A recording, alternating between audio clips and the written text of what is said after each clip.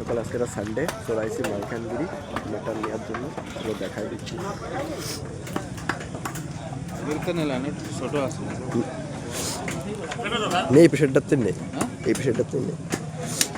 তো চলে আসো, যা যার দরকার মাটন। আজকে সানডে, মালকানগিরি। এটা হচ্ছে 42 আই থিঙ্ক 43, ঠিক আছে। 43-এর পাশে বড় মার্কেট রয়েছে মালকানগিরি, ঠিক আছে। চিকেন, মাটন, ফিশ, সবজি যা বি দরকার সবই আছে। চলো আমরা যে জায়গাতে নিচ্ছি মাটন সেটা দেখা দিচ্ছি। এই যে দুটো কাটছে।